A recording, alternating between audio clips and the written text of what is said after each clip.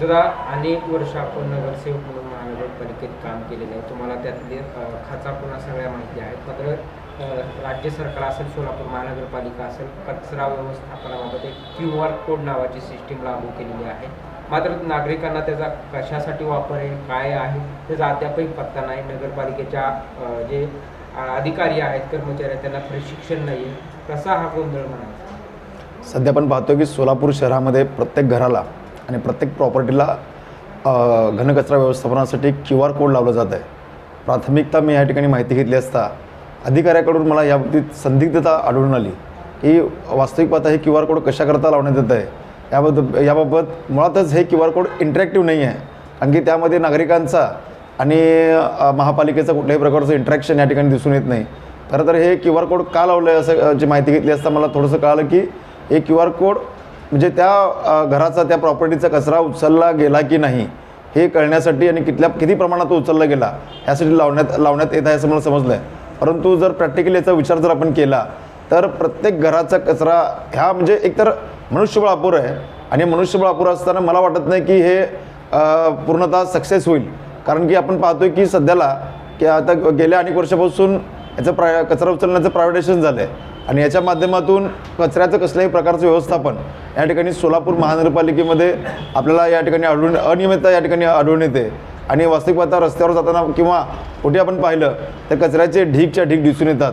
मला वाटतं की केवळ हा कोट्यावधी पैसा म्हणजे वाया घालण्याचं काम या ठिकाणी केंद्र आपलं राज्य सरकारच्या माध्यमातून असू द्या किंवा सोलापूर महापालिकेच्या माध्यमातून अशा प्रकारचं काम या ठिकाणी होत आहे असं मला या ठिकाणी वाटतं प्रथमतः या ठिकाणी पाहता. QR कोड सिस्टीम चालू केलेली आहे कचरा संकलनाची. कशा पद्धतीची आहे, किती QR कोडची ती सिस्टीम असणार आहे आणि किती रुपयांचं ते टेंडर आहे? हे जे QR कोड आहेत आपण जे म्हणताय तर ते QR कोड हे कचरा संकलनासाठी महाराष्ट्र शासनाने सेंट्रलाइज्ड एका एजन्सीला हे काम दिलेलं आहे, आणि त्यानुसार प्रत्येक शहरामध्ये हे घरोघरी QR कोड लावण्याचं काम चालू आहे.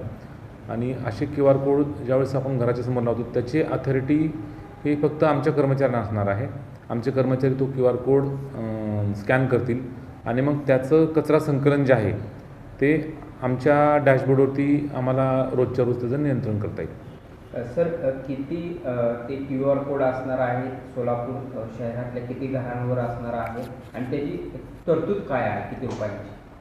नाही, आता याच्या बाबतीमध्ये मला डिटेल तुम्हाला सांगता येणार नाही, कारण याची निविदा प्रक्रिया जी आहे ना, ही निविदा प्रक्रिया महाराष्ट्र शासनाच्या लेवलला झालेली आहे. म्हणजे आमच्या डायरेक्टर ऑफ म्युनिसिपल ॲडमिनिस्ट्रेशन यांच्या लेवलला झालेलं आहे ते, त्यामुळे त्या बाबतीत मी भाष्य करू शकणार नाही. परंतु जेवढे आमचे आस्थापना आहेत, म्हणजे जेवढे काही दुकानं आहेत किंवा घरं आहेत जिथून कचरा रोजच्या रोज संकलित होतो, अशा सर्व ठिकाणी हे QR कोड लावण्यात येणार आहेत. त्याचं काम चालू आहे सध्या. किती आहे अंदाजे? साधारणतः आपल्या शहरामध्ये एकूण 2,80,000च्या आसपास घरं आहेत, आणि साधारणतः एक 30-40,000 दुकानं असतील. असे साधारणतः 3 ते 3.25 लाख QR कोड लावण्यात येणार आहेत. आणि असं असलं तरी त्या तुमच्या कर्मचाऱ्यांना जे ॲप डाउनलोड करणार त्याचं काही प्रशिक्षण दिलं आहे का, त्याच्या संदर्भात कंपनीशी काय? नाही, त्यांनी आत्ता सध्या काय फक्त ते QR कोड इन्स्टॉलेशनच्या मागे लागले ते, त्याचं आम्हाला काही नक्की त्याचे किती लावले ते सांगता येणार नाही आहे. पण तरी माझ्या अंदाजानं त्यांच्या अहवालानुसार त्यांनी जो आम्हाला रिपोर्ट सबमिट केलेला आहे, साधारणतः 1.5 लाख QR कोड त्यांनी इन्स्टॉल केलेले आहेत. परंतु अद्याप आमच्या कुठल्याही कर्मचाऱ्याला त्यांनी ट्रेनिंग दिलेलं नाही आहे किंवा ॲप देखील डाउनलोड करून दिलेलं नाही.